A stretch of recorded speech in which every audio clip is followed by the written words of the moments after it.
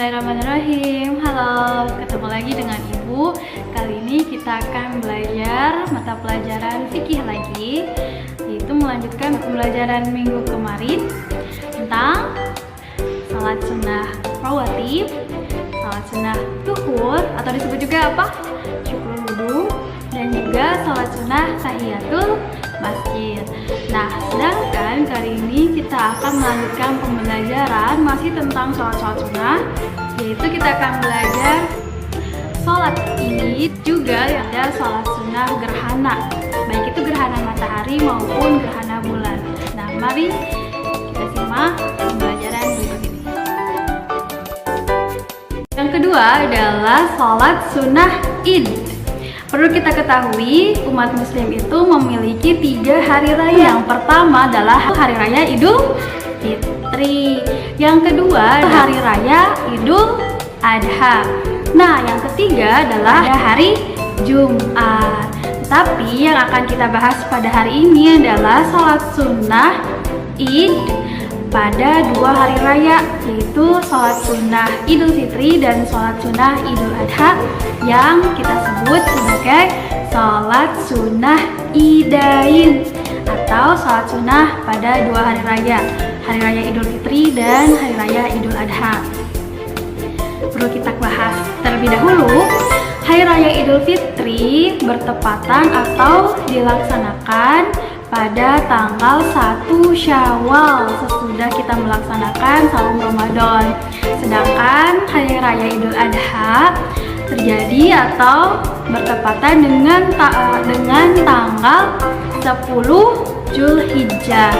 Nah, sebelum hari raya Idul Adha, yaitu tanggal 9 Zulhijjah, melaksanakan saum Arafah, di mana jika kita melaksanakan saum Arafah, kita akan mendapatkan pahala dan juga akan diampuni dosanya 1 tahun sebelumnya dan 1 tahun sesudahnya. Wah, subhanallah.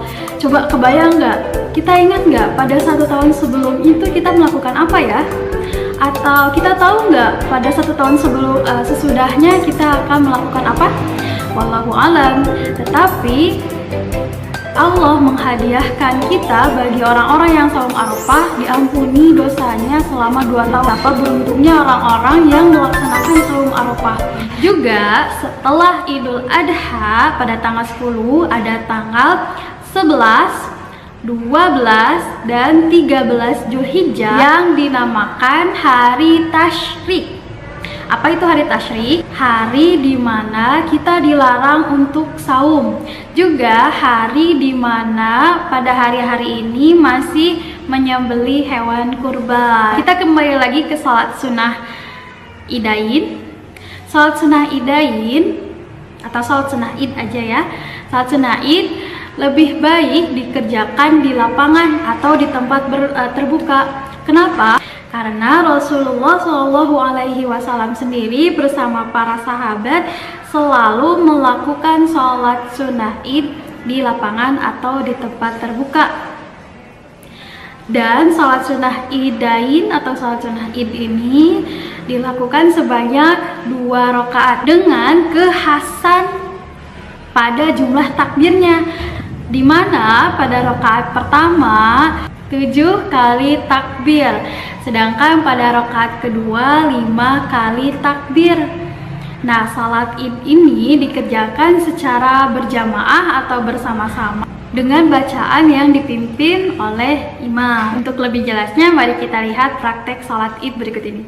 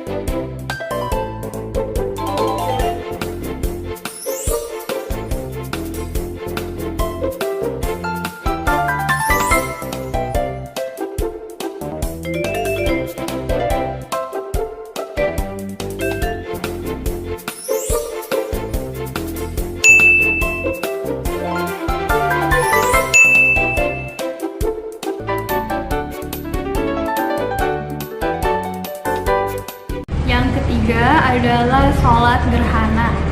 Sholat gerhana terdiri dari dua, yaitu sholat gerhana matahari atau disebut juga dengan sholat sunnah khusuf, dan sholat gerhana bulan atau disebut juga dengan sholat sunnah khusuf. Ketika terjadi gerhana, Rasulullah SAW bergegas ke masjid untuk berzikir, kemudian bertakbir, beristighfar dan berdoa, sholat 2 rakaat, kemudian berkhutbah dan bersedekah dengan banyak. Nah, kita sebagai umat muslim apabila dihadapkan dengan fenomena gerhana, baik itu gerhana matahari dan gerhana bulan, cepat-cepatlah atau bersegeralah kita untuk berzikir, bertakbir, memohon doa ampunan, dan banyak-banyak untuk bersedekah ketika peristiwa itu terjadi. Lalu tak lupa untuk sholat gerhana.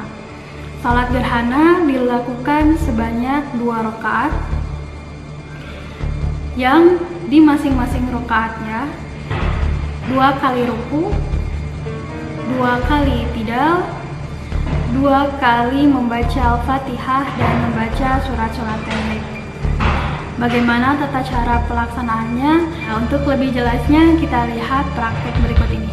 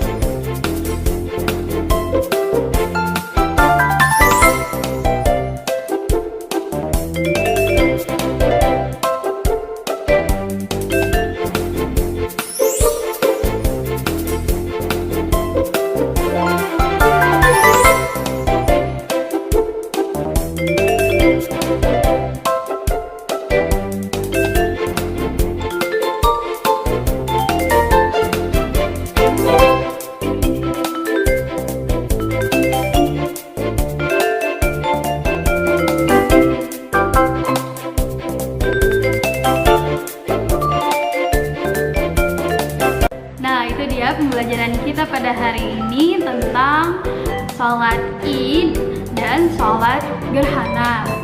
Ibu harap kalian menjadi lebih paham tentang sholat sunnah ini, dan juga ibu harap kalian dapat mempraktekkan sholat-sholat sunnah ini di rumah dengan baik ya.